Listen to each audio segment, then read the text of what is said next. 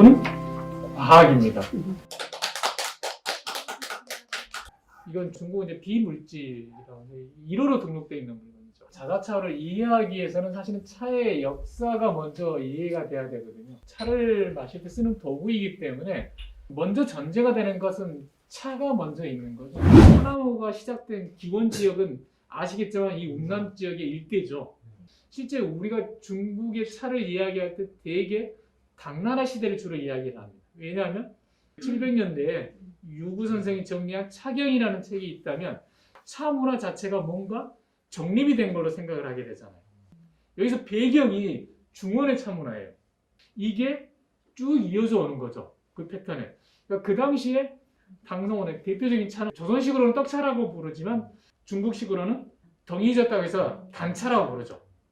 거기에 그래서 봉황문일이 새기거나 용을 새기거나 그래서 용봉 단차라고 부르죠. 이런 게 뭐 송나라 때 고려에 선물로 보내거나 황실에 이게 이른바 말하면 뭐죠? 주류차예요. 근데 이때 주로 어떻게 마셨죠? 쪼개고 그 갈아서 이거 다려 마시죠. 이 다려 마시는 것을 한자로 하면 끓이 자자에서 자차법이라고 그러죠. 명나라를 세웠던 주원장은 차문화 변천사에서 굉장히 중요한 인물이죠. 그 주원장이 황제가 되고 나면 내린 칙령 중에 하나가 차를 만들 때 덩이 짓지 말라고 하는 거예요. 이렇게 덩이 짓지 말고 이렇게 입차로 만들라고 하는 거예요. 근데 당시 원나라 때 그 차 가운데서 어차원이라고 황실에서 차를 관리하던 기지가 있었던 곳이 무이산이죠. 지형이 독특하고 문화적으로 뭔가 이렇게 성숙된 문화가 있어서 거기에 있는 차 문화는 실제 우리가 알고 있는 모든 차 문화의 베이스가 됐다고 할 수 있습니다. 거기서 이제 무수한 실험을 하는 거죠. 이게 말이 쉽지 입차로 만들어 보세요. 부피도 커지지 뭐. 그 다음에 이게 보관도 어렵고 중요한 건 차 향미가 달라요. 차가 바뀌었단 말이에요. 차가 바뀌는데 이게 그러면 이게 몽고종한 때는 굉장히 타격도 심했습니다. 이거 이렇게 부피가 커지니 어떻게 가져가야 되겠어요. 이제 명나라 초기에 차가 바뀌어 이렇게 되니까 그 전에는 되게 차를 증청을 했었거든요. 쪘거든요. 초청이 거기서 이제 보편화되죠. 볶는 게. 그것의 대표적인 주도했던 게 아까 말씀드린 무이산이란 말이죠. 이 차들이 이렇게 등장을 해서 황실에 납품이 되고 초기에는 그 아시겠지만 명나라 초기 수도는 어디죠? 남경이니까 이 남경 일대 여기 이제 지도도 있지만 장강 삼각주라고 그러죠. 남경과 상해와 항주. 진정한 중국의 강남이라고 그럽니다. 날씨도 좋아. 그 다음에 물산도 풍부해. 교통도 좋아.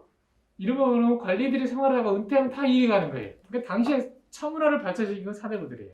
저희들이 차를 할 때 예절을 많이 이야기하거든요. 제가 생각하는 예절은 그거예요. 형식이 아니라 차가 나한테 이 무수한 세월을 거쳐서 여기까지 왔는데 이게 차가 어떤 성질이지? 이 성질을 성질답게 풀어주기 위해서는 어떤 그릇을 써야 되고 어떤 물을 써야 되고 이걸 해야만이 이 차가 제대로 우러나지 않겠어요? 제대로 드러나지 않겠어요? 이게 최고의 예절이라고.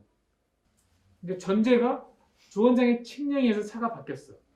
그래서 이걸 어떻게 마셔야지 이 차를 제대로 즐기지? 그래서 주로 제기됐던 게 도구의 문제가 생기는 겁니다. 이전에는 다려 마시니까 다려 마시는 걸 다리는 걸 주로 어디다 다리? 항아리로 다리죠. 다리는 걸 되게 관이라고 표현해요. 관은 뭐냐면은 약탕관을 보셔서 아시겠지만 이 부리가 없죠. 이렇게 돼 있죠, 되게. 거기서도 중요한 공식들이 있죠. 어떤 걸로 다릴까? 어떤 물을 쓸까? 얼마만큼 다릴까? 굉장히 중요하죠. 너무 오래 다리면 차가 굳이 토해내지 않아도 되는 걸 모든 게 다 나올 거 아니에요. 그러니까 이 입차로 된 걸 다리니까 너무 조절이 안 되는 거예요.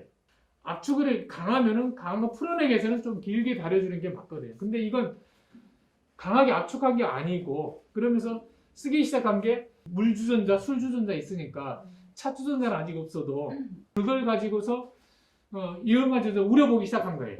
정말 도자기라는 관점에서 이게 바라볼 수가 있습니다. 그러면은 거의 전문적인 게 되거든요. 그래서 그런 의미에서 이걸 보면 또 하나의 그 학문이 되어버려요.